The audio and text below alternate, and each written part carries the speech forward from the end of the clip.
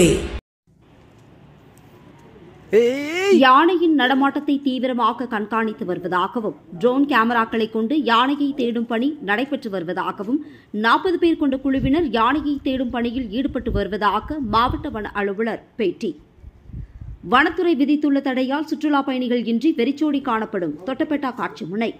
நீலகிரி மாவட்டம் குன்னூர் வனப்பகுதியில் கடந்த சில நாட்களாக முகாமிட்டு இருந்த ஒற்றை ஆண் காட்டு யானை நேற்று மாலை உதகை தொட்டபெட்டா காட்சிமுனை பகுதியில் உள்ள வனப்பகுதிக்கு இடம்பெயர்ந்தது.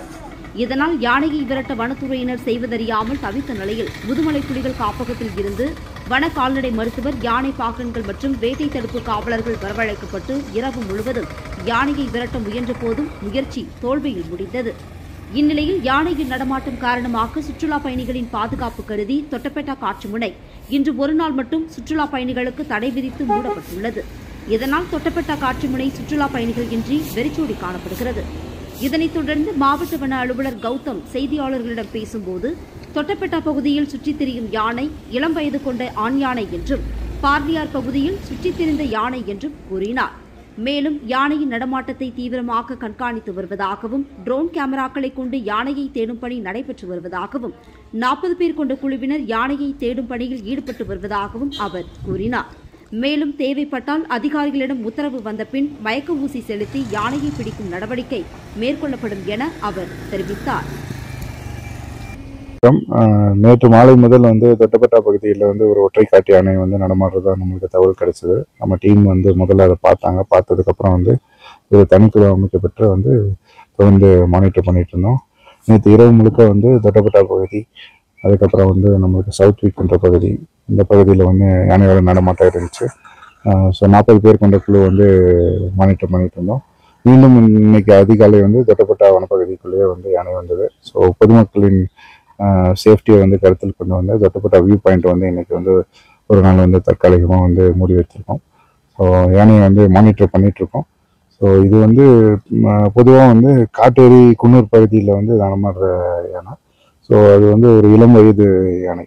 ஸோ இந்த போக்கு விதத்தில் தொட்டபெட்டா பகுதியில் வந்திருக்கு. ஸோ பொதுவாக நம்ம தொட்டபெட்டா பகுதியில் காட்டு யானைகள் ரெகுலராக பார்க்கறது கிடையாது. ஸோ இது ஒரு ஸ்ட்ரே இன்சிடென்ட் தான். ஸோ நம்ம மானிட்டர் பண்ணிட்டு இருக்கோம். பப்ளிக் யாருக்கும் எந்த தொந்தரவும் இது வரைக்கும் ஏற்படலை. மானிட்டர் நம்ம டீம் கேர்ஃபுல்லாக மானிட்டர் பண்ணிருக்காங்க. யானையுமே காமாக தான் மூவ் ஆகிட்டு இருக்கு.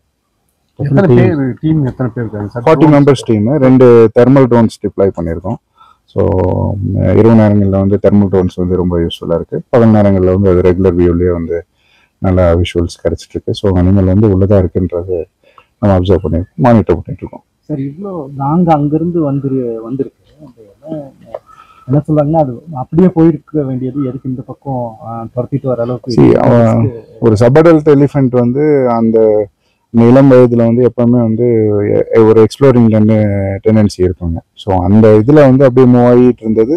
இது நானே 2 முறை நான் குன்னூர் பகுதியில் பார்த்துருக்கேன். நான் அது பாட்டுக்கு மேய்ஞ்சிட்டு மூவ் ஆகிட்டு இருக்கிறது தான். ஸோ அங்கே எதுவும் பர்டிகுலர் டிஸ்டர்பன்சஸோ அந்த மாதிரிலாம் எதுவும் கிடையாது.